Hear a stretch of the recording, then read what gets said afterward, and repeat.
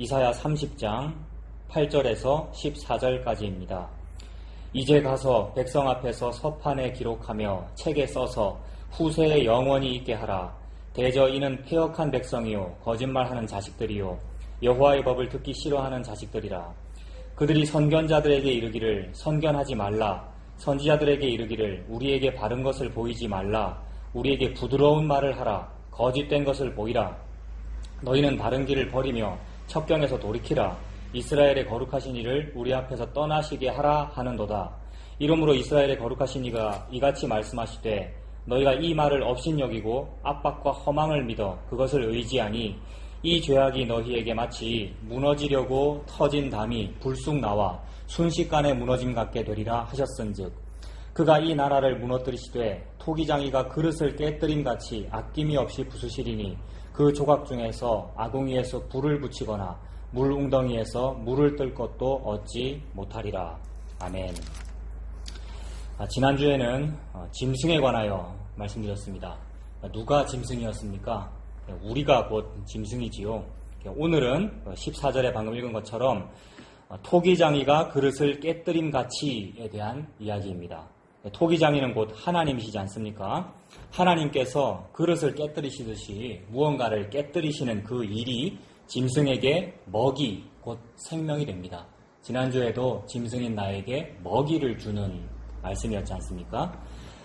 그 먹이, 그것이 곧 생명이죠. 이게 무슨 뜻인지 말씀을 보도록 합시다. 8절부터 다시 보겠습니다. 8절에 이제 가서 백성 앞에서 서판에 기록하며 책에 써서 후세에 영원히 있게 하라 라고 말씀했습니다. 백성 앞에서 서판과 책에 기록하라 라고 말씀한 겁니다. 백성들이 보는 앞에서, 그리고 물론 여기 백성이라는 말은 조금 작은 글씨로 되어 있으니까 각 여러 사본마다 이게 백성이라는 말이 있는 것도 있고 없는 것도 있다는 말이죠. 그런데 지금 이미 7절까지 앞부분에서 백성에 관하여 말했잖아요. 그러니까 참된 주인이신 하나님을 몰라보고 애굽을 내 섬길 주인이라고 여기며 애굽을 의지하고 있는 사람들, 그들이 백성이고 그들이 사신들이고 그들이 짐승과 같은 상황이다라는 말씀이죠. 그러니까 그들 앞에서 서판에 기록하라는 말이니까 그 백성 맞습니다. 그들 앞에서 서판에 또는 책에 무언가를 기록하라는 그런 말씀입니다. 주인을 몰라보는 짐승과 같은 사람들 앞에서 글을 쓰라는 말이네요. 짐승은 근데 사실 주인을 알아보죠. 반려견도 얼마나 주인에게 충성하는데요. 그러니까 짐승은 주인을 알아봅니다만은 사람은 지금 하나님을 알아보지 못하는, 그러니까 예수님을 모르는 그런 상황이 우리들이다. 그런 말씀이죠. 그런 사람들 앞에서 글을 기록하는데 후세에 영원히 있게 하라라고 말씀했습니다. 후세에 영원토록 있도록 만들어라 라는 그 말씀이죠. 이 영원히라는 그 개념은 사람의 개념이 아니죠.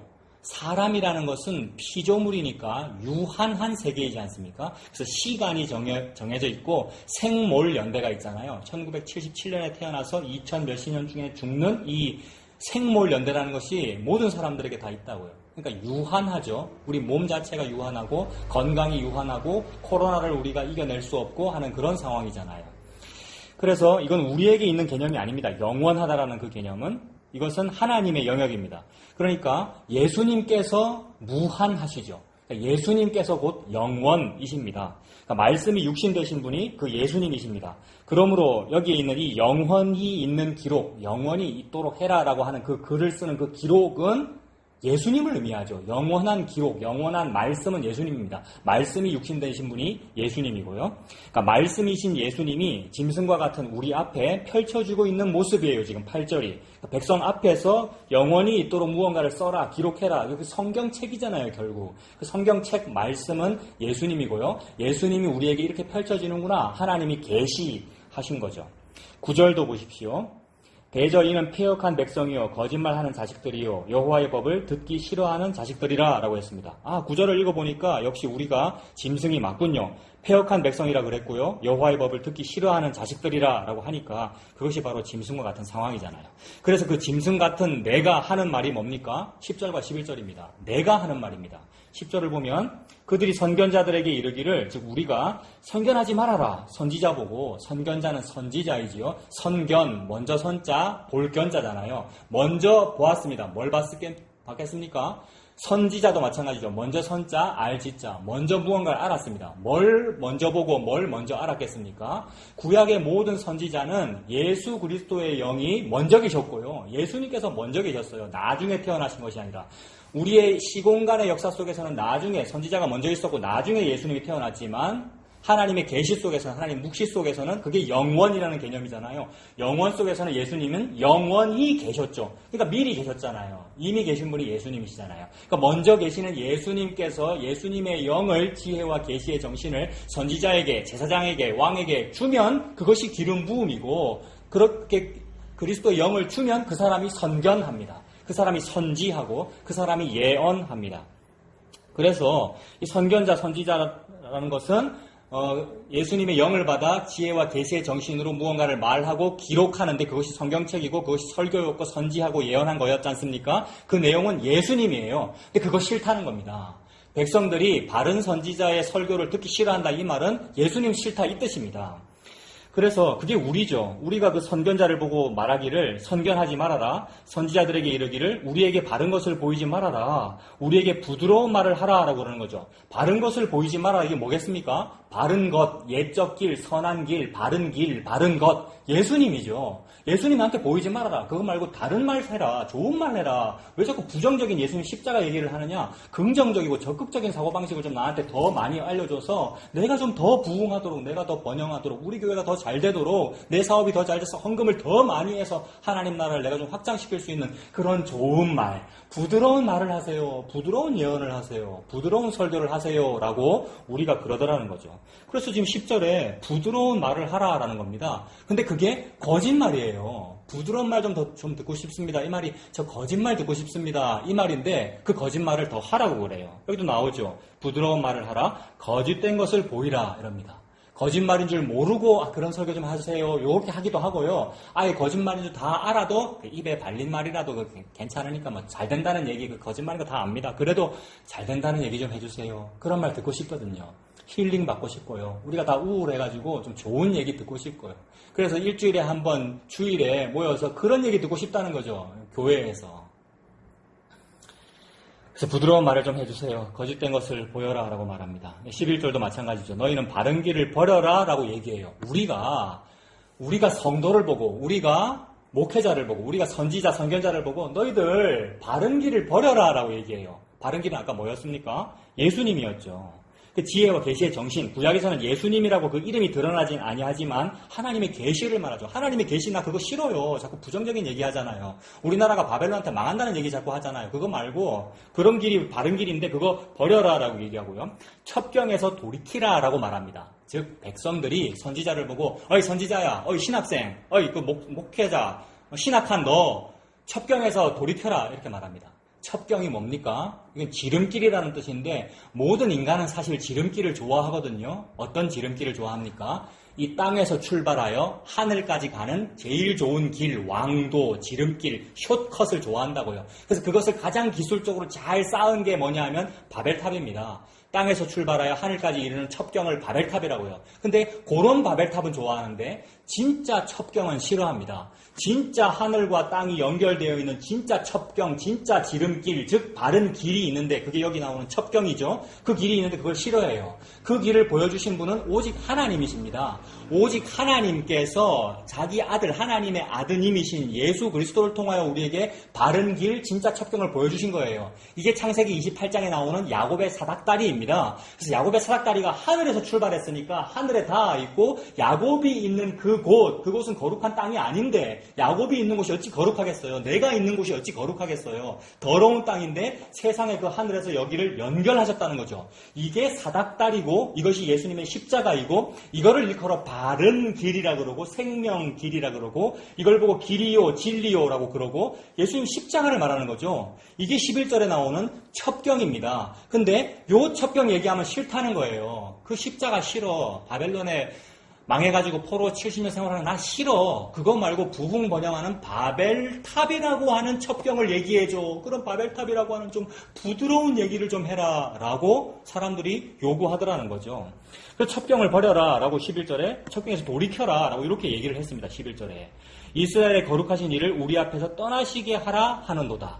그러니까 10절에 나와 있는 이렇게 해주세요, 이렇게 해주세요라는 사람들의 그 요구 있잖아요. 부드러운 말을 좀 해주세요라는 그 요구를 해석하면 무슨 뜻이냐면 11절이라는 거죠. 첩경이 싫다는 말이고, 그러니까 예수님의 십자가의 그 길이 싫다는 말이고, 11절에 이스라엘의 거룩하신 일을 우리 앞에서 떠나시게 하라라는 뜻이다 이거죠.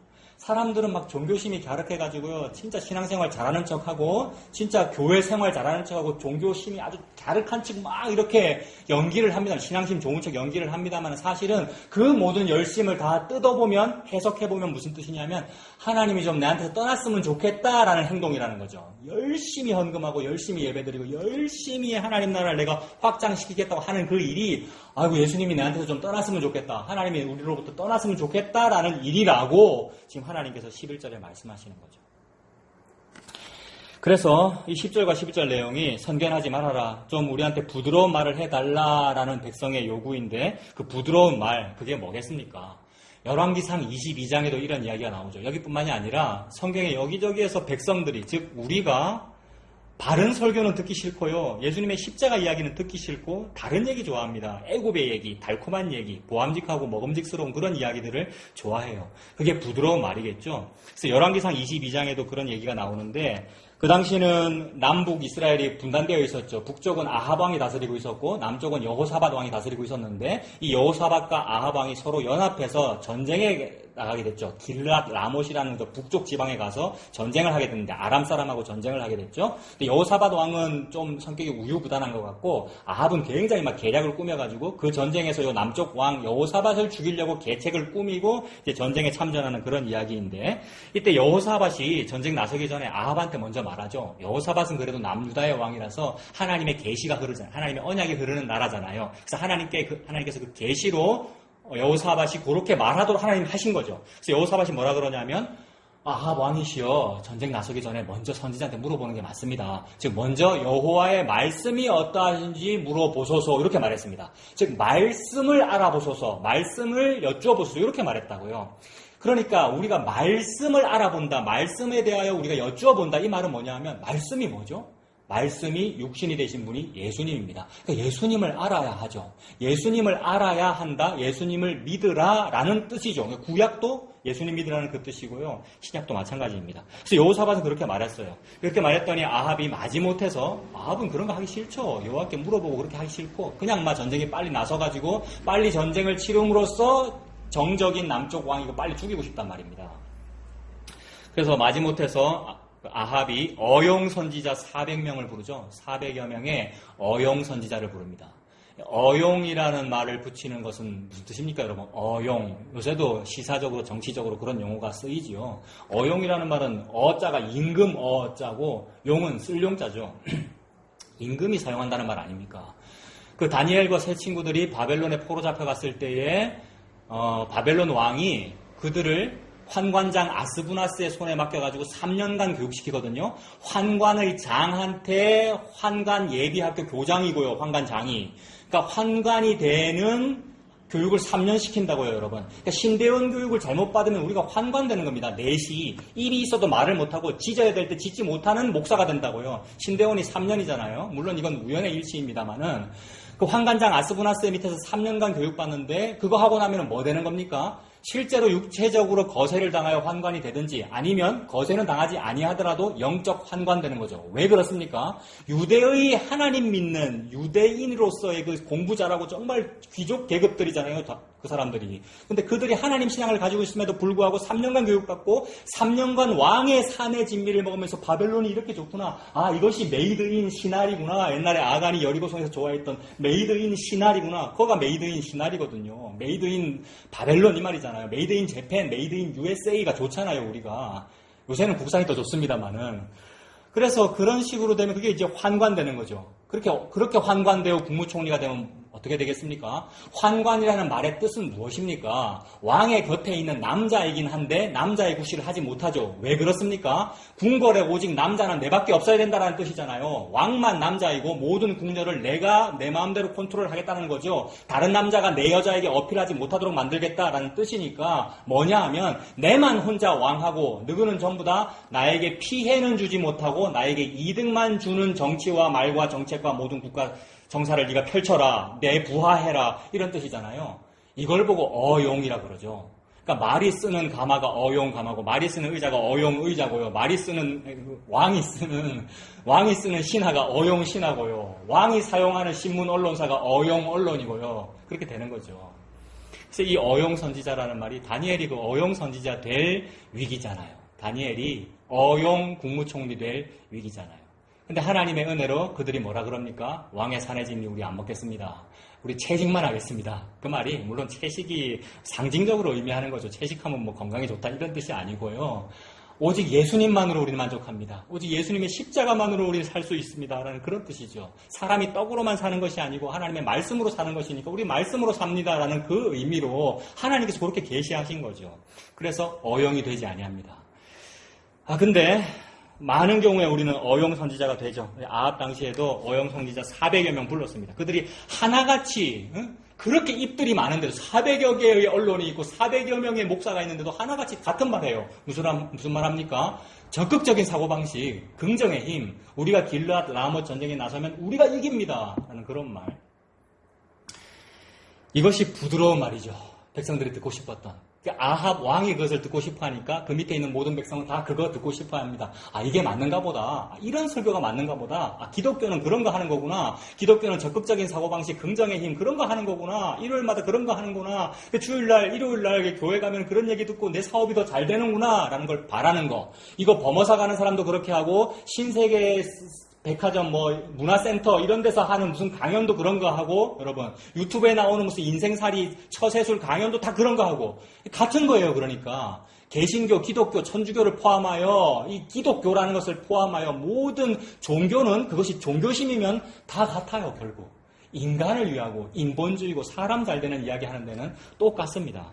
그게 부드러운 말이죠. 그게 긍정의 힘이고요. 잘 된다는 이야기, 적극적으로 사고방식을 가지면 더 잘 된다는 얘기인데, 그래서 그런 뜻으로 400명이 뭐라 그랬냐면, 올라가소서, 주께서 그 적군들을 당신의 손에 붙이시리이다. 이렇게 말했습니다. 주께서라 그랬어요, 감히. 그리고 주께서라는 표현도 쓰고, 여호와께서라는 표현도 썼다고요.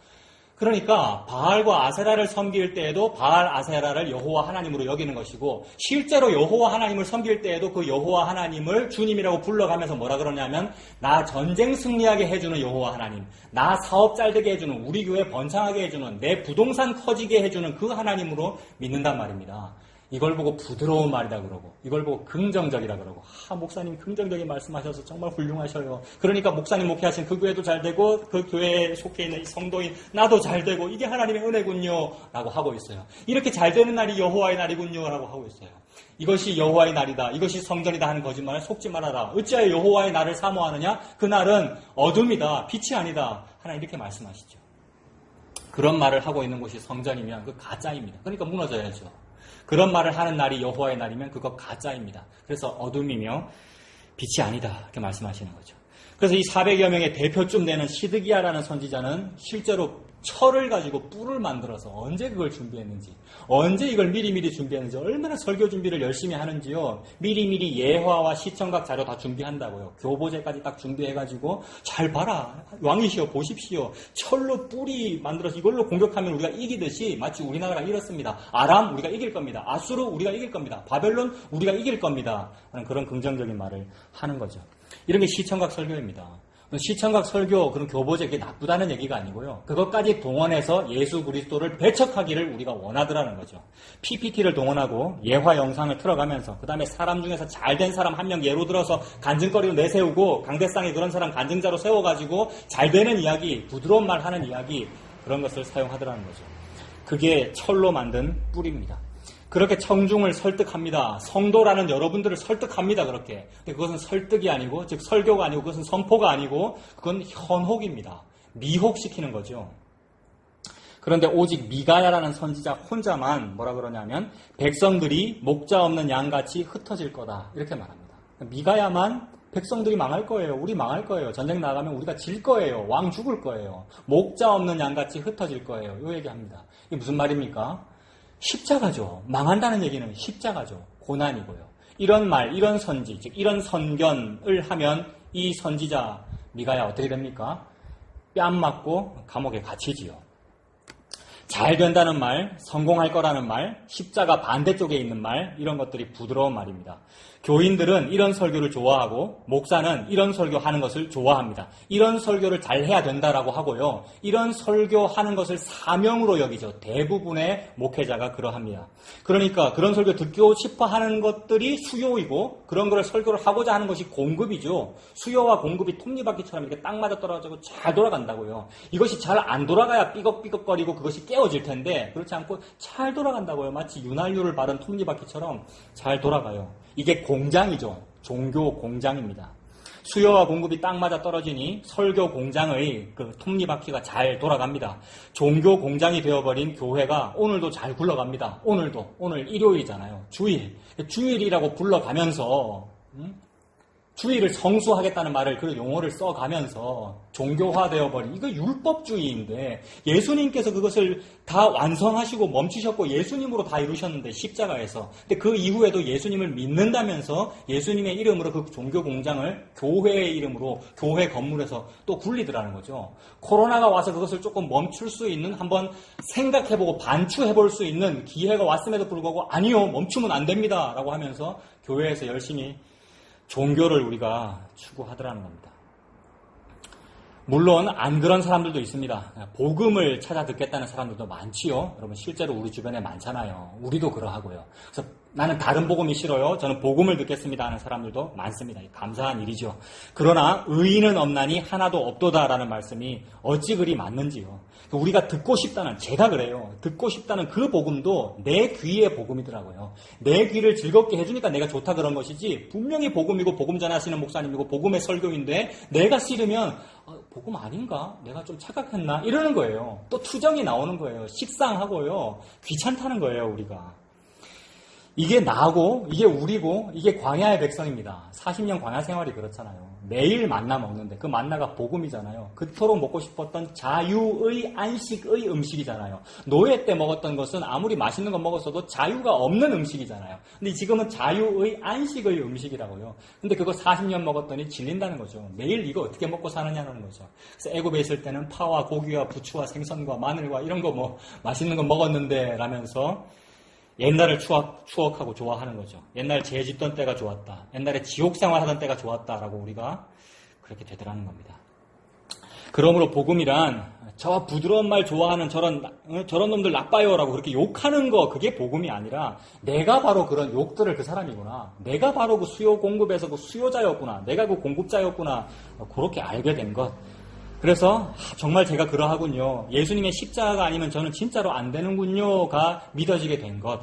이것이 복음입니다.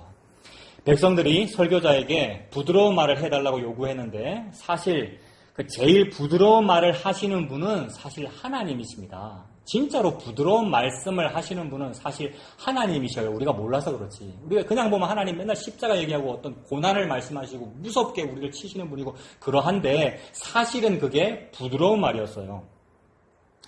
하나님의 그 말이 하나님의 말 계시잖아요. 그것이 말씀이고 말씀이 육신이 되신 게 누구입니까? 말씀이 육신 되신 분이 예수님이죠. 그러므로 미련하고 어리석고 거칠고 투박한 예수님의 십자가가 말씀입니다. 근데 가장 부드러운 말 하시는 분이 하나님이시니까 하나님의 그 말씀이 가장 부드러운 거죠. 그러니까 그 말씀이 예수 그리스도이고 예수님의 십자가에서 그 말씀을 다 이루신 거거든요. 그러니까 예수님의 십자가가 가장 부드러운 무언가예요. 사실은 거칠고 투박하고 막 까칠까칠하고 미련하고 어리석은 그런 게 십자가인데 근데 하나님은 그게 너에게 가장 좋은 거야. 그게 너에게 가장 부드러운 거야. 사실은 이 말씀 하시는 겁니다. 그래서 이사야 40장 2절에 보면 너희는 예루살렘의 마음에 닿도록 말하며 그것에게 외쳐라 라는 표현이 나옵니다. 40장 2절에 예루살렘의 마음에 닿도록 말해라. 이거는 이제 예루살렘은 여성이거든요. 그러니까 어떤 남성이 여성의 귀에 속삭이는 거죠. 너무나 사랑하는 두 남녀가 남자가 여자에게, 자기 애인에게 너무 사랑하는 말을 부드럽게 속삭이는 이것이 그녀의 마음에 닿도록 말하는 겁니다. 이거 얼마나 좋아요. 그녀의 마음에 닿도록 그 귓가에 속삭이는 애인이 그렇게 하면 그게 얼마나 아름답고 사랑스러운 어떤 모습이에요. 근데 이거를 가지고 말할 때 우리가 이래야 된다라는 예화로 자주 이제 사용되더라고요. 어떤 처세술이나 심리학 강연 이런 데에서 그렇잖아요. 진짜로 서로 대화를 해도 적극적 경청이라 그러죠. 적극적 경청. 잘 들어주고 자꾸 빨리 답을 말하려고 하거나 자꾸 말을 끊고 지 말하려고 하거나 이렇지 않고 잘 들어주고 그 다음에 잘 들은 다음에 진짜로 그 사람이 듣고 싶은 말을 귓가에 해주고 마음에 닿도록 말해주는 요게 심리학과 상담학에서 굉장히 중요한 요소거든요. 상담을 그렇게 해주면 나 힐링 받았어요 막 이렇게 해요. 근데 거짓말로 그걸 해줘도 그 사람은 힐링돼요. 진짜로. 이게 뭐죠? 그 위약 효과가 있어가지고 거짓말이라도 괜찮아요. 잘 될 거예요. 앞으로 잘 될 거예요. 이 거짓말이라도 그렇게 해주면 위약 효과가 돼가지고 병이 낫는다고요. 실제로 물리적인 약도 위약을 먹어도 여러분 그 병이 낫고 그렇잖아요. 밀가루 알갱인데도 그거 먹으면 병이 낫고 옛날에 그런 실험도 있었지 않습니까? 사람들이 그런 걸 좋아한다는 거죠.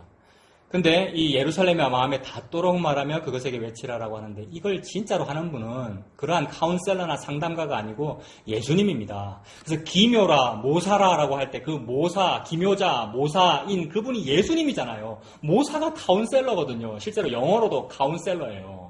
그분이 진짜 상담가예요. 예수님만이 적극적 경청을 하시고 예수님만이 가장 위로하는 말씀을 하셔요. 안식을 주시는 말씀을 하셔요, 여러분. 그러니까 예수님이 예루살렘의 마음에 닿도록 말씀하시는 분이니까 그 예수님의 말씀이 가장 부드러운 말이죠. 근데 그 말씀이 어떻게 나타납니까? 십자가로 나타납니다.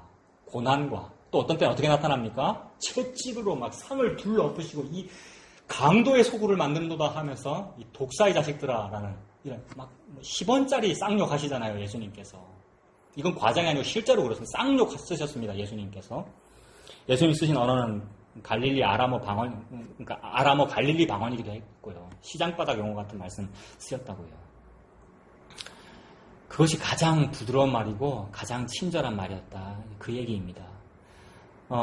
이사야 40장 2절 봤는데 50장 4절도 마찬가지예요. 이사야 50장 4절에 주 여호와께서 학자들의 혀를 내게 주사 나로 곤고한 자를 말로 어떻게 도와줄 줄 알게 하시고 아침마다 나의 귀를 깨우치사 제자같이 학자같이 알아듣게 하시도다 이랬거든요. 이사야 50장 4절에 주 여호와께서 학자의 혀를 내게 주사 나로 곰핍한 자를 말로 어떻게 도와줄 줄을 알게 하시고 이랬다고요. 이 말씀이 얼마나 좋은지 옛날에 공부 잘하고 싶어가지고요. 제자의 귀와 학자의 혀와 학자의 귀를 내게 주셔가지고 내가 잘 듣고 잘 말해가지고 학식이 풍부하여 내가 더 아주 좋은 대학 가가지고 더 하나님께 영광 돌린 그런 사람이 되고 싶어요. 막 이런 꿈을 나도 꿨고 수많은 크리스찬 청년들이 지금도 그런 꿈 꾸고 있고요. 그렇게 하면 진짜 하나님께 영광 되는 것 같고요. 우리가 그렇게 생각했단 말입니다. 근데 모든 말씀은 내가 그렇게 공부 잘해서 영광 돌린다는 그 얘기가 아니라 모든 말씀은 예수 그리스도에 대한 말씀입니다. 그러니까 이사야 50장 4절에서 주 여호와로부터 학자의 혀를 받아 학자의 혀와 귀를 받아 그 말씀에서 공고한 자를 도와주는 그 분은 누구냐면 예수님이라는 말이죠. 예수님이 너무나 아름다운 그 혀를 가지고 곤고한 자를 말로 도와줍니다. 말로 도와주는 걸 아까 뭐라 그러죠? 카운셀러, 상담가. 그러니까 예수님이 진짜로 우리에게 안식을 주시는 그 말씀을 하셔요. 그러니까 부드러운 말 하시는 분이 예수님 맞잖아요. 그러니까. 사람들은 설교자한테 좀 부드러운 말 듣고 싶어요. 긍정적인 설교 듣고 싶어요. 이렇게 하는데 진짜로 가장 긍정적인 설교인 십자가라고 하는 부정인 긍정적인 설교를 하시는 분은 예수님밖에는 없습니다. 그래서 이러한 말씀을 이루신 분이 그 예수님이시고 예수님만이 예루살렘의 마음에 닿게 말씀하십니다. 예루살렘이 여러분들이고요. 여러분이 교회이고요. 교회가 예수님의 아내이고 신부이고요. 즉 여성이잖아요. 그러니까 자기 애인에게 예수님께서 자기 여인에게 그 귀에 닿도록 그 마음에 닿도록 말씀하신 분이 예수님이고 그렇게 가서 닿은 것을 보고 십자가라고 합니다. 우린 다른 게 닿았으면 좋겠죠. 돈이 와서 닿았으면 좋겠고, 로또 복권 1등 당첨된 게 나한테 와서 닿았으면 좋겠지만, 그게 아니고 십자가가 내게로 와서 닿은 것. 이것이 야곱의 사닥다리입니다. 백성은 자기가 하는 말을 자기가 모릅니다. 자기가 하는 일을 자기가 모르고, 자기가 하고 있는 말이 무엇인지를 자기가 모릅니다. 그래서 예수님께서 십자가 죽으실 때에 이 죄를 저들에게 돌리지 마옵소서. 저들은 지금 자기가 하는 일이 무엇인지 알지 못합니다. 예수님도 그렇게 말씀하시고 스데반 집사도 순교할 때 그렇게 얘기하죠. 저들은 지금 자기가 하는 말이 뭔지 모릅니다. 자기가 하는 일이 무엇인지 알지 못합니다. 그러니까 우리가 지금 막 열심히 무언가를 달라고 기도하고 무언가 열심히 일을 하고 하나님의 일을 한다면서 주일날 모여서 그렇게 일을 합니다마는 그 일이 뭔지를 몰라요. 우리가 지금. 말을 많이 합니다마는, 기도를 합니다마는 그 말이 무엇인지를 알지 못합니다. 그래서 부드러운 말을 해달라, 부국강병을 달라, 교회 부흥을 달라, 생선을 주세요, 떡을 주세요라는 이런 말들을 우리가 합니다마는 그게 뭔지를 모르고 말을 한다고요. 그때 하나님께서는 어떻게 하십니까? 너희 중에서 누가 아들이 떡을 달라 하는데 돌을 주며 생선을 달라 하는데 뱀을 줄 사람이 있겠느냐? 이렇게 말씀하시죠. 그러니까 너희가 악한 자라도 좋은 것으로 자식에게 줄 줄 알거든 하물며 하나님 아버지께서 구하는 자에게 성령을 주시지 아니하겠느냐 이렇게 말씀하셨죠.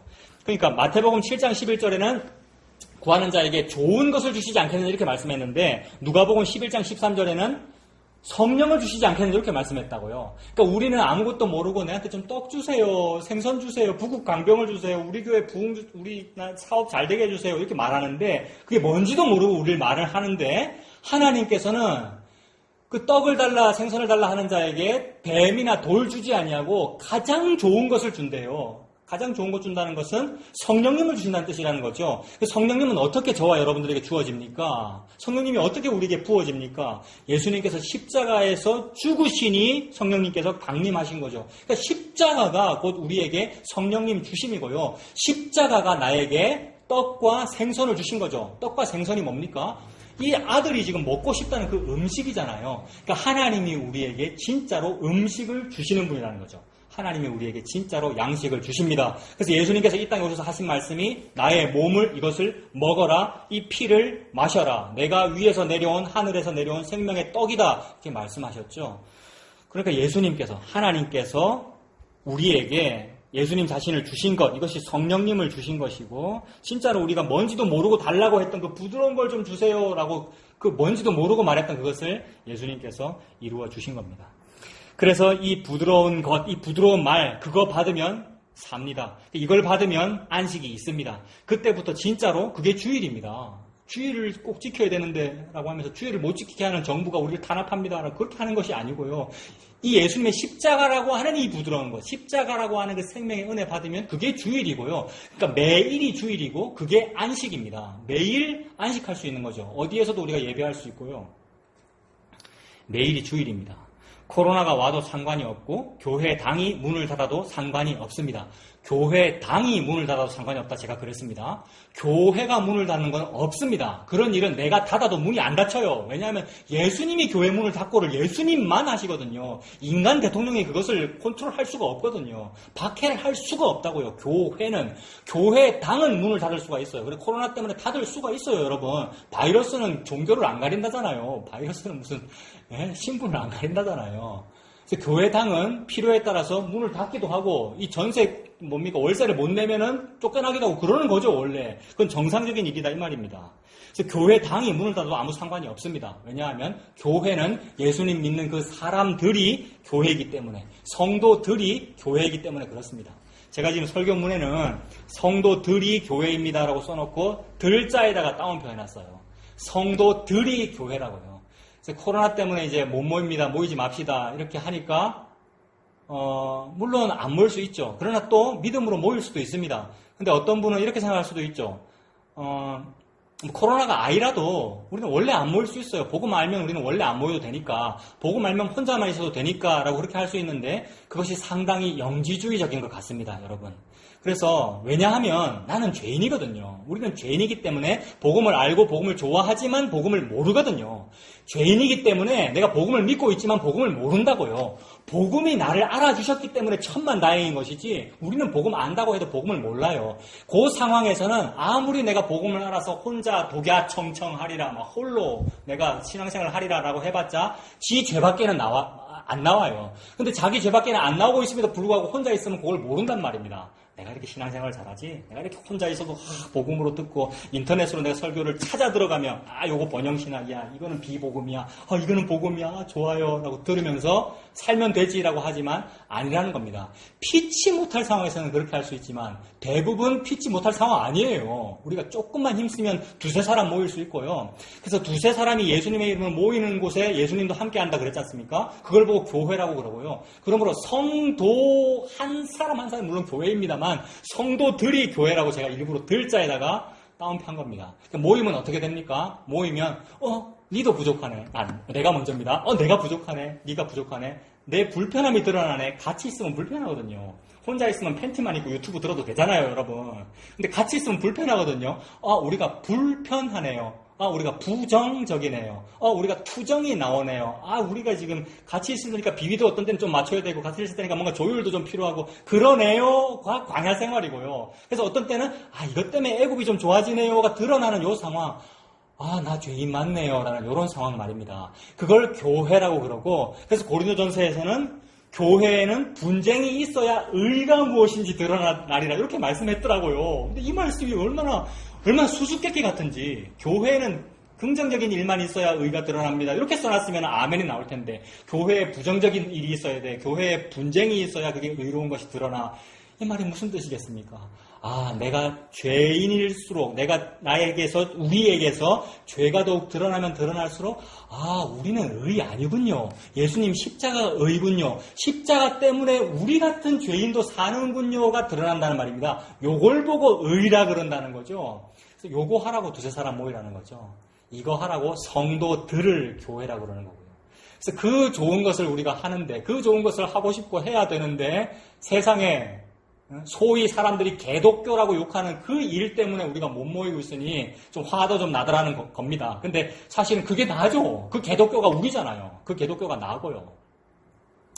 그래서 사람들이 모이면 사람 냄새 나고 죄 냄새 나는 게 정상이라 그랬지 않습니까? 저를 두고 하는 말입니다. 나에게서 죄 냄새밖에 안 나죠. 근데 그렇게 죄 냄새 나는 그것이 정상이고 그래야 하고, 그런 어떤 사람들의 모임의 어떤 냄새 때문에 더욱 예수님만 바라봐요 라고 우리가 되고 싶은데 그 냄새가 지금 안 나요. 지금 여기 화목교회당에 죄 냄새가 안 나요. 너무 좋아요. 지금 이게 무슨 말입니까? 역설적인 표현인데 코로나 때문에 지금 전부 유튜브 보고 계시니까 여기에는 한 명도 없다고요, 여러분. 여기 지금 의자 전부 비어있고 나만 있어요. 카톡에도 올렸는데 사람 냄새, 죄 냄새는 여기 하나도 안 나고 기계 냄새만 납니다. 저 카메라 냄새만 납니다, 지금. 기계 냄새만 나요.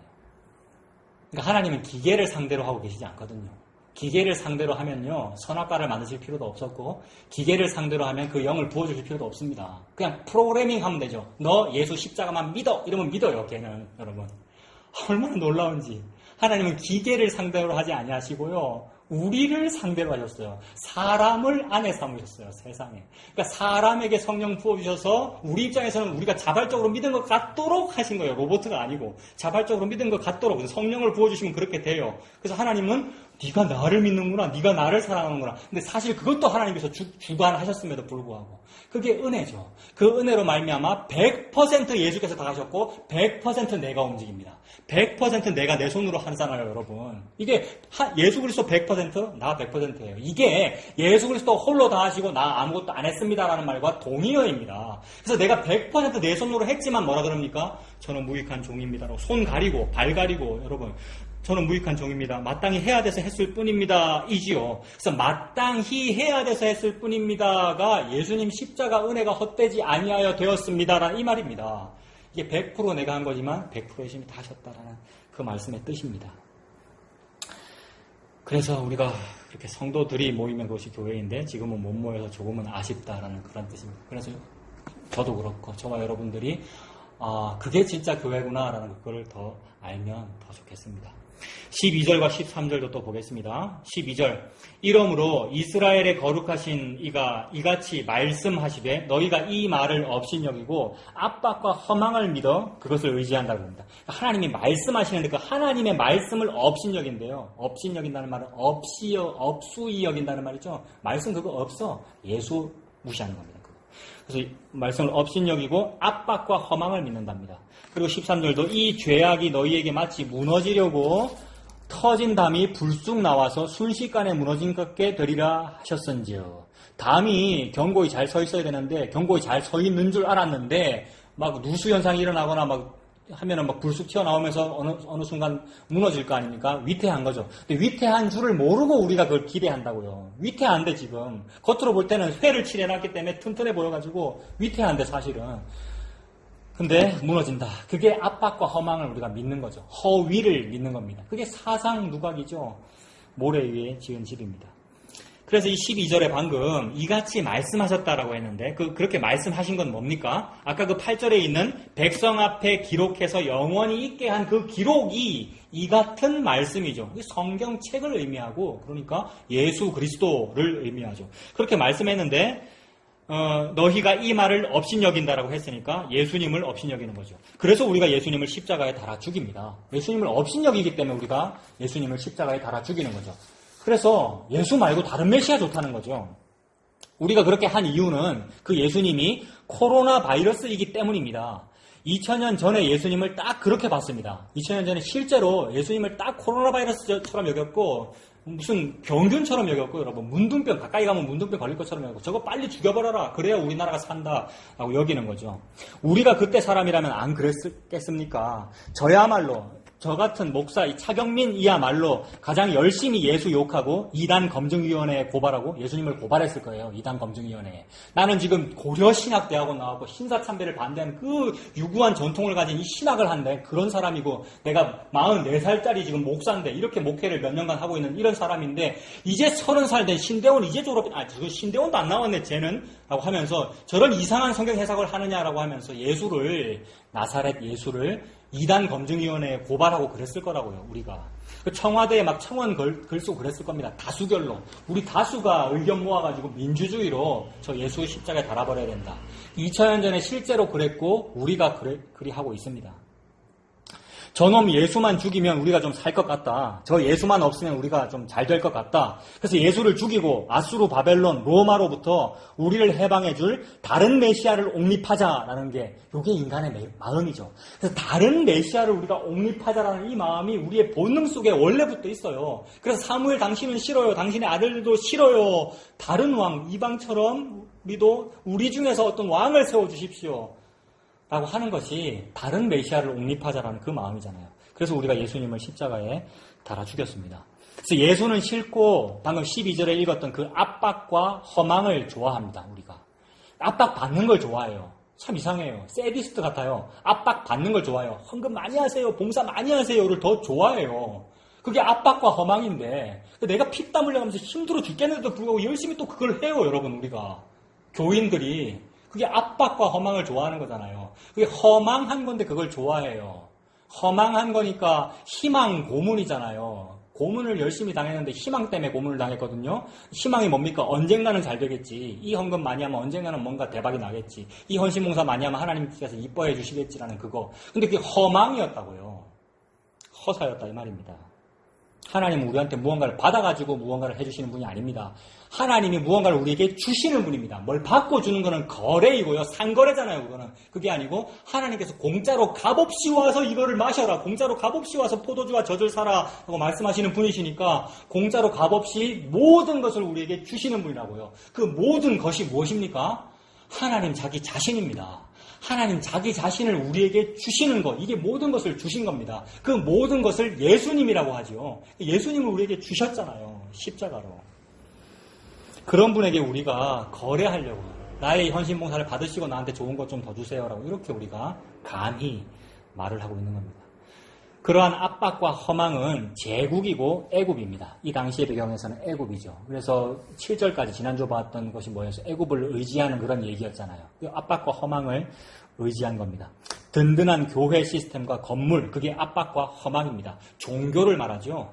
기대어서 이렇게 기대 가지고 의지해도 될 든든한 벽인 줄 알았는데 오히려 낭패를 만나는 거예요. 불교도 틀렸고 이단도 신천지도 틀렸고 천주교도 다 나쁘고 틀렸는데 기독교, 개신교는 맞아라고 내가 생각했는데 근데 그것도 종교심에 의한 그 개신교면 그게 압박과 허망이라 이 말입니다. 이거는 맞아 싶어가지고 든든한 벽이라고 이렇게 기댔는데 불쑥 터져 나오는 담처럼 무너진다. 그런 뜻이죠.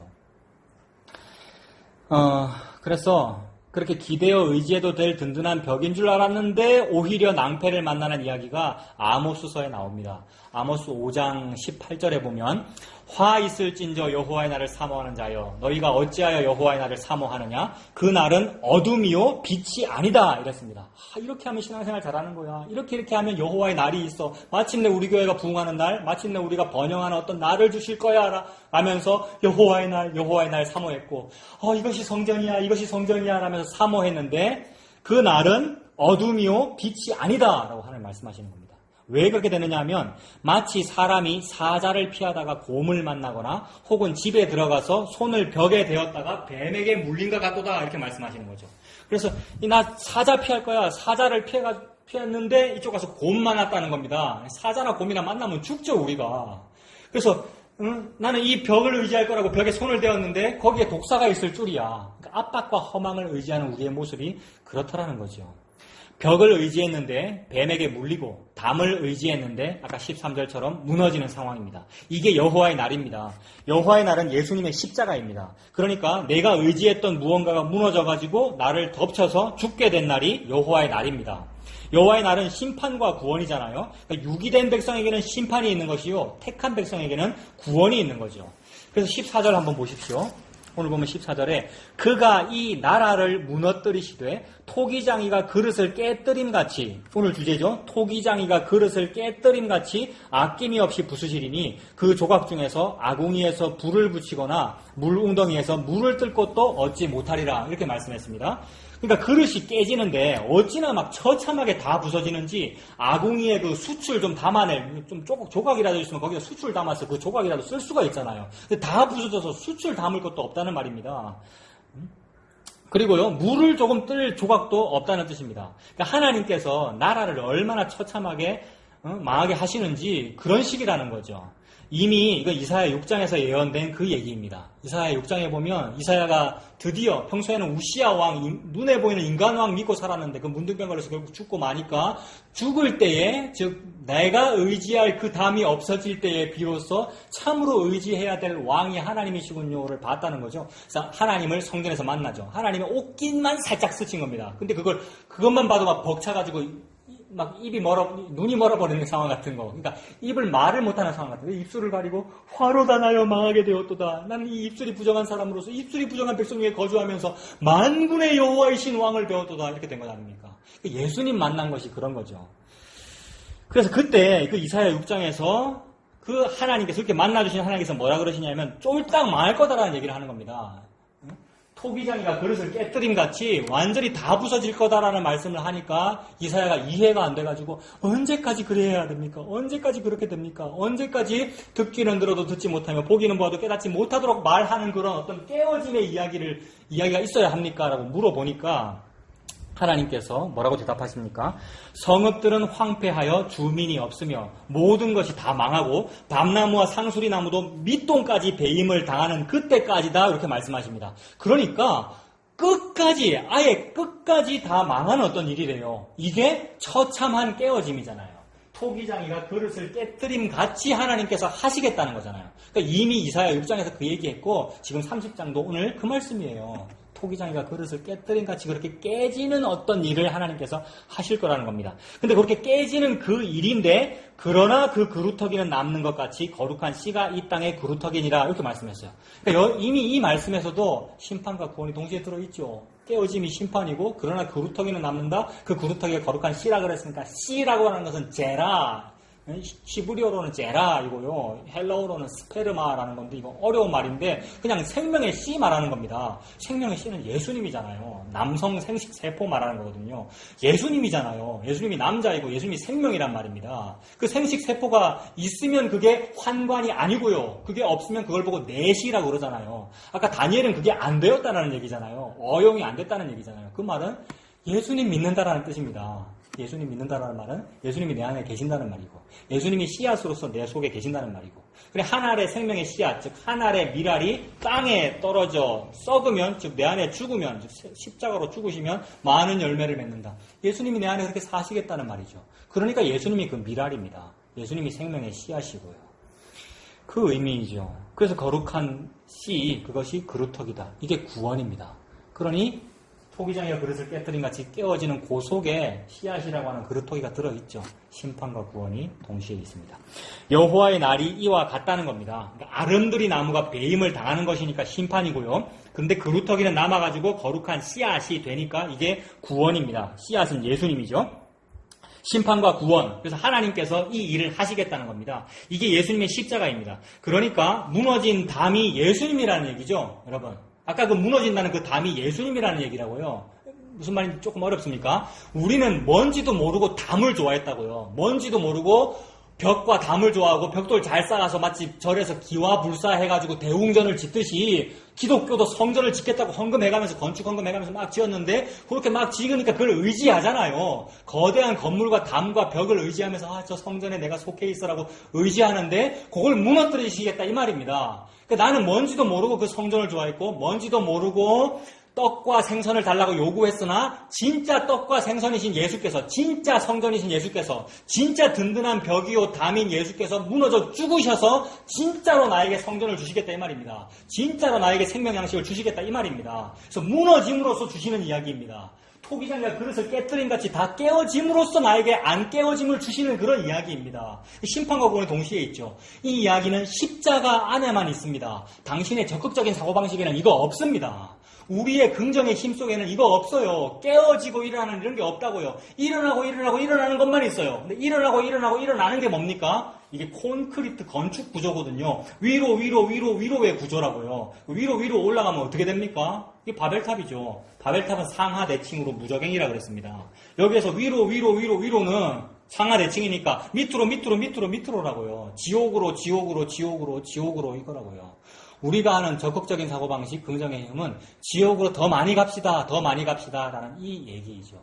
그러나 십자가만 하늘에 연결된 사닥다리입니다. 야곱의 사닥다리.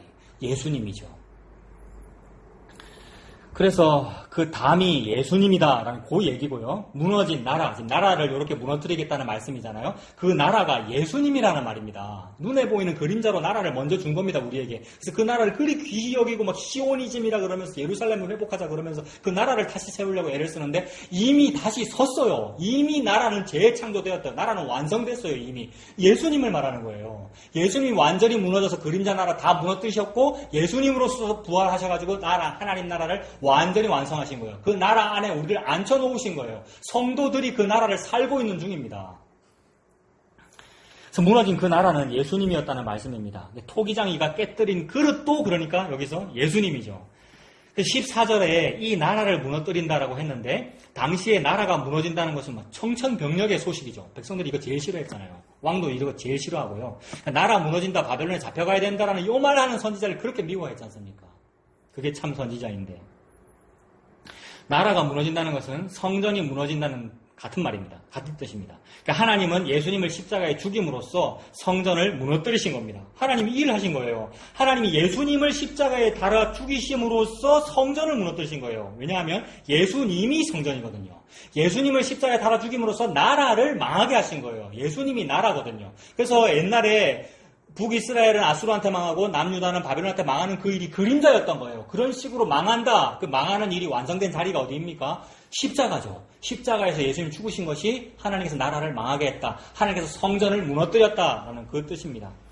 그래서 예수님께서 뭐라고 말씀하십니까? 이 성전을 헐어버려라. 내가 사흘에 다시 일으키리라 라고 하셨잖아요. 그 얘기잖아요. 이 성전 무너뜨려버려라. 즉 무너져야 된다. 성전은 무너져야 된다. 나라는 망해야 된다. 이 말이죠. 망하게 해라. 망해버려라. 내가 사흘 만에 일으키리라.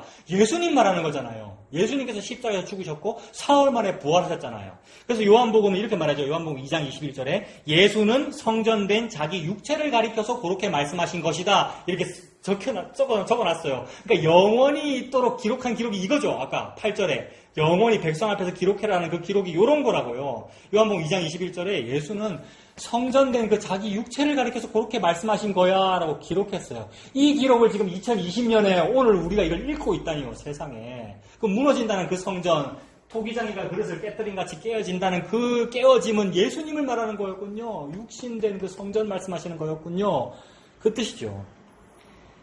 그래서 사람들은 그 예수님을 의지하는 게 아니라 눈에 보이는 성전 건물을 의지합니다. 그 든든한 벽과 담을 의지하죠. 그래서 나라인 예수님을 의지하는 게 아니라 부국 강병을 추구하는 그 국가를 의지합니다. 우리도 대한민국, 좀 미국 주도하에 있는 그 세계의 질서가 잘 되기를 우리가 원하잖아요. 그게 사실 편하거든요, 여러분. 막 우후죽순처럼 강한 나라가 여러 개 있어가지고 서로 싸우면 그 틈바구니에 있는 우리는 힘들거든요. 근데 강한 나라 하나만 딱 있어가지고 그 나라와 무역 관계, 어떤 정치 관계를 외교 관계를 잘 맺어가지고 살면 편안하다라는 게 우리의 입장이잖아요. 우리가 그럴 수밖에 없잖아요, 이 땅에서는.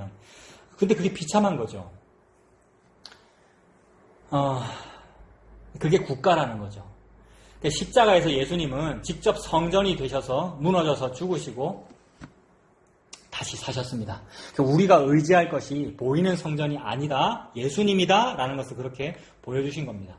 이스라엘 백성들에게 나라가 망한다는 것은 곧 성전이 무너진다는 뜻이었습니다. 그들은 성전을 그렇게 소중히 여겼습니다. 우리도 교회를 그렇게 소중히 여기죠. 사실은 교회당을 소중히 여기는 것이고 교회라는 시스템을 우리가 소중히 여기는 건데 말로는 교회가 소중해요 이렇게 말해요.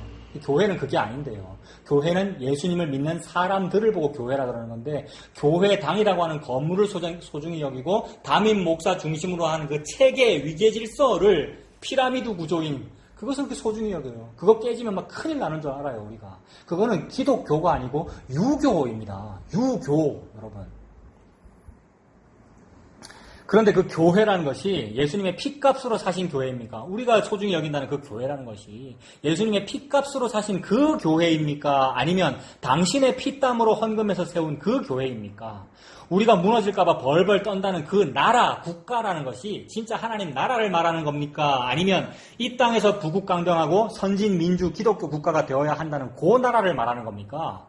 그러니까 회개해라. 하나님 나라가 가까이 왔다라고 예수님 말씀하셨는데 예수님 말씀하신 그 하나님 나라는 그 국가가 아니라고요. 예수님 말씀하신 하나님 나라는 회개하라. 하나님 나라가 가까이 왔다 이렇게 말씀하셨는데 예수님이 이렇게 가까이 오면서 하신 말씀이거든요. 그러니까 나 예수가 나라야 이 얘기예요, 여러분.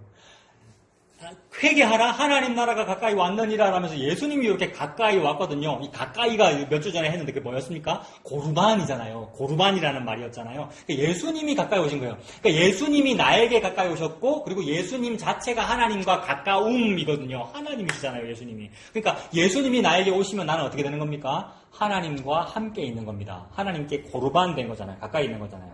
근데 우리는 그거는 하지 아니하고 열심히 하나님께 고르반은 올리려고 그러죠. 즉 헌금 많이 하고 십자가 11조 많이 올리고 예물 많이 드리려고 예배 드리려고 하고 그것만 많이 했잖아요. 그건 하나님 안 받으신답니다. 하나님은 고르반만 받으셔요. 고르반은 누구입니까? 예수님이죠. 그래서 예수님이 직접 이 땅에 오셔가지고 회개하라 하나님 나라가 여기 왔느니라 이렇게 말씀하신 겁니다. 예수님이 나라입니다. 대한민국이나 미국이나 일본이나 이것이 국가가 아니고요. 그건 이 땅에 있는 그림자일 뿐이고요. 예수님이 진짜 나라입니다. 그 나라는 누가 세우거나 무너뜨릴 수가 없습니다. 예수님이니까요. 예수님이 피로 사신 그 교회는 누가 세우거나 무너뜨릴 수가 없습니다.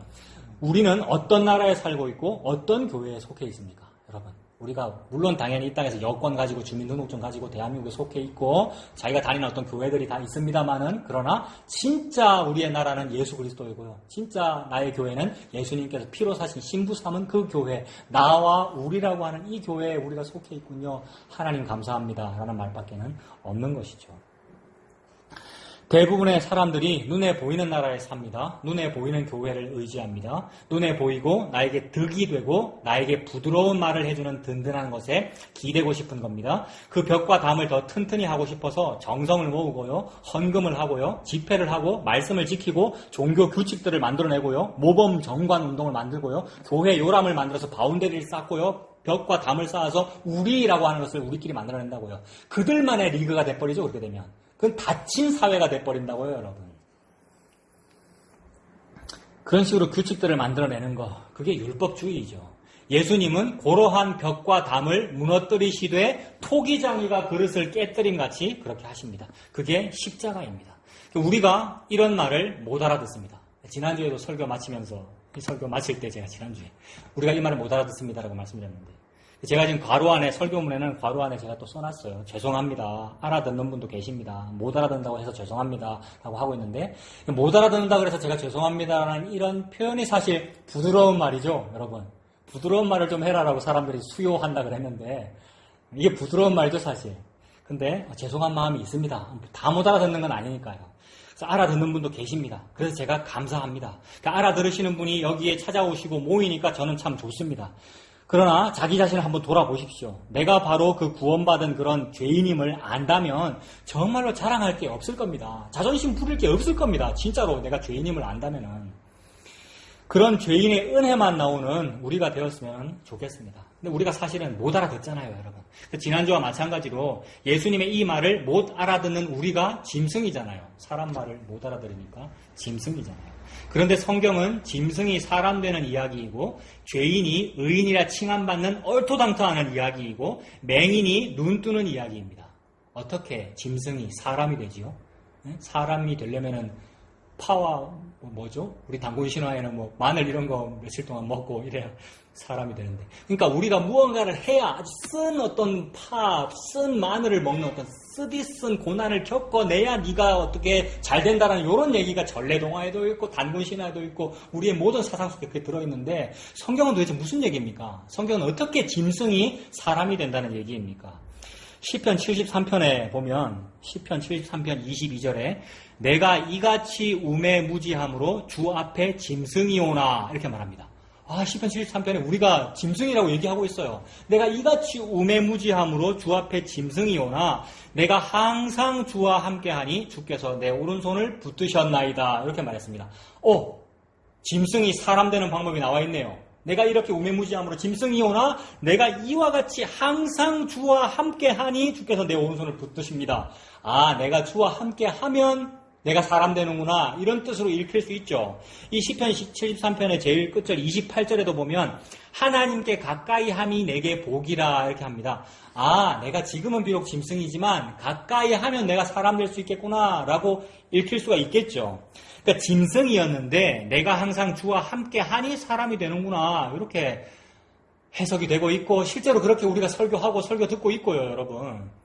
주와 함께한다. 여기 시편 73편 23절에 항상 주와 함께한다라는 말이 있었고 28절에 가까이 한다라고 했는데 아까 그 가까이는 또 아까 뭐라 그랬습니까? 고르반이라는 그 뜻이었잖아요. 이거 한번 보세요.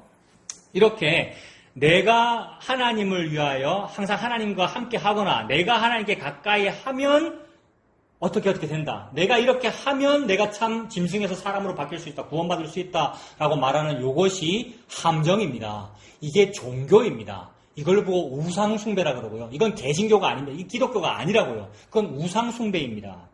이게 아래에서 위로의 신앙입니다. 항상 주를 가까이 해야 하는 건 맞습니다. 그런데 우리는 그럴 힘이 없습니다. 이게 베데스다 연못가의 상황이에요. 우리는 베데스다 연못가에 38년 동안 있었던 그 병자다라는 뜻이라고요. 자꾸 자기가 안 아프다라고 그러고 자꾸 자기가 정상이라고 그러는데 우리는 정상이 아니에요. 우리는 비정상이고요. 우리는 비장애인이 아니에요. 우리는 장애인이에요. 장애인인 것이 우리의 일상적인 모습이다 이 말입니다. 장애인인 다른 사람들 손가락질 할 게 아니고 내가 바로 장애인입니다라는 뜻이라고요. 그래서 내가 38년 동안 못 움직이고 있어요. 근데 모든 종교는 무슨 얘기를 하는 겁니까? 네가 베데스다 연못으로 뛰어 들어가라. 너의 믿음을 보여라 이거죠. 너의 행함과 믿음을 보여라 이거라고요. 물론 야고보서에 그렇게 적혀 있어요. 근데 그 야고보서는 예수 그리스도의 십자가를 우리에게 증거하고 있을 뿐 당신이 뭘 해야 됩니다라는 말을 하고 있는 것이 아닙니다. 그 베데스다 연못가에 있는 나는 내가 내 힘으로 연못 속으로 들어갈 수가 없는 상황이에요. 그게 방금 제가 표현한 거예요. 우리는 그럴 힘이 없습니다. 이 말이라고요. 내가 항상 주님을 가까이 해야 되는 것은 맞습니다. 그러나 우리는 그러할 힘이 없습니다. 이 말이라고요. 우리가 그러할 힘이 없는 존재다. 즉 너는 짐승이다 하는 사실을 하나님께서 아십니다. 하나님이 이걸 알아주시는 것을 보고 우리가 은혜라고 합니다. 그래서 하나님께서 우리를 보고 이 버러지 같은 야곱아 이렇게 말씀하셔요. 여러분, 버러지 또는 다른 번역에는 지렁이라고 되어 있습니다. 지렁이와 같은 야곱아, 지렁이와 같은 경민아 이렇게 말씀하셔요. 내 힘으로 스스로 내가 사람이 될 수 있는 힘이 내게 없다. 내가 나를 구원할 수 있는 힘이 저는 없습니다. 라는 것을 하나님께서 그렇게 말씀하시는 겁니다. 네가 네 힘으로 하나님을 가까이 하라라고 하는 것은 복음이 아닙니다. 대부분의 교회가 이 얘기를 설교합니다만 그거 복음이 아닙니다. 그거를 보고 우상숭배라고 합니다. 이것이 사탄의 속임수입니다. 항상 주와 함께 하다라는 아까 시편 73편에 있는 그 표현 있잖아요. 항상 주와 함께 하다. 이거 여러분 많이 들어봤잖아요. 우리가 교회를 오래 다녔으니까 항상 함께 한다. 이 표현이 뭡니까? 하나님이 우리와 항상 함께 하신다. 이 표현이 뭡니까? 임마누엘, 아들을 낳으리니 이름을 예수로 하라. 그 예수는 임마누엘이라 하리라라는 그 뜻. 이사야서에서도 임마누엘이 예언되었고 복음서에서 그 임마누엘로 태어나신 분이 예수님이잖아요. 그러니까 내가 주님과 항상 함께 한다. 이 이야기는 예수님이 나에게 계시면 그게 주님과 항상 함께 하는 거예요. 그걸 보고 임마누엘이라고 합니다. 그러니까 항상 주와 함께 한다라는 표현이 임마누엘이고 아까 시편 73편 28절은 가까이라고 그랬지 않습니까? 누구한테 가까이 하는 겁니까? 하나님께 가까이 함이 내게 복이라 이랬거든요. 하나님과 가까운 거를 히브리어로 뭐라 그런다고 그랬습니까? 고르반이잖아요, 그게. 그러니까 임마누엘도 예수님이고 고르반도 우리가 뭐였어요? 몇 주째 살펴봤지 않습니까? 고르반도 예수님이죠. 예수님 이야기하는 거예요. 베데스다 연못가에 앉아있는 네가 뛰어들어가라 이 얘기가 아니고 예수님 얘기하고 있는 거라고요. 그래서 요한복음 5장 5절에 베데스다 연못가에서 무슨 일이 벌어졌습니까? 예수님이 성큼성큼 연못가에 38년 환자한테 가까이 오신 이야기예요, 여러분. 그래서 예수님이 여러분한테로 왔다 이 말입니다. 여러분이 하나님을 가까이 해야 됩니다라는 얘기가 아니고요. 그거는 범어사에 가서 들으셔요. 통도사 같은 절에 가서 그런 얘기는 들으셔요. 교회는 무슨 얘기하는 거냐면 예수님이 당신에게로 왔어요. 당신이 그렇게 집회 많이 한다고, 당신이 그렇게 태극기를 흔든다고, 당신이 그렇게 기도와 헌신과 11조를 많이 한다고 무슨 일이 생기는 것이 아니에요. 하나님이 당신에게 11조를 준 겁니다. 이 얘기를 하는 겁니다. 하나님이 당신에게 헌금이라고 하는 것 또는 좋은 것이라고 하는 것 또는 음식이라고 하는 것을 주신 겁니다. 예수님을 양식으로 주신 겁니다. 요 얘기를 하는 것을 보고 개신교라 그러고 개혁신앙이라 그러고 그걸 예수님 믿는다라고 말합니다. 그래서 예수님을 믿는다라고 말하는 거잖아요. 예수님을 잘 믿는 나를 믿는다라고 말하는 것이 아니고 행위를 잘하는 나를 믿는다라고 말하는 것이 아니고 예수님을 믿는다라고 말하는 거잖아요. 하나님이 저에게 예수님을 주셨군요. 예수님을 믿어요. 이렇게 되는 거죠, 여러분. 그래서 임마누엘이 예수님이었고요. 고르반이 예수님이었습니다. 이것이 말씀이고 그 말씀이 육신 되신 분이 예수님입니다. 예수님이 임마누엘이고 예수님이 고르반이니까요. 그 예수님이 고르반 하신 거예요. 고르반이 뭐였어요? 하나님께 가까이 가는 것, 제물, 헌금, 예배 드리는 것, 주일 성수, 그것도 고르반입니다, 여러분. 주일 성수, 예배 드리기, 또는 구약의 제사 잘 드리기, 하나님께 11조 드리기, 요게 다 고르반이라고요. 그래서 직접 친히 고르반이 되셔서 고르반을 완성하여 끝내신 분이 예수님인데 감히 그 예수님 믿으면서 내가 다시 제사를 드리겠다고요? 새벽 제단을 또 쌓겠다고요? 또 11조를 하겠다고요, 하나님께? 하나님이 그거 우상숭배라고 그러신다고요. 언제까지 그걸 하고 있습니까? 예수님을 죄인된 그 모습으로 예수님을 믿으라라고 하나님께서 말씀하고 계십니다. 그래서 그 예수님이 그렇게 고르반 되시려고 하신 일이 뭐냐 하면 토기장이가 그릇을 깨뜨림같이 예수님이 십자가에 깨어지시고 죽으시고 다시 사신 그 일입니다. 그 예수님을 믿고 사는 저와 여러분들 다 되시기를 바랍니다.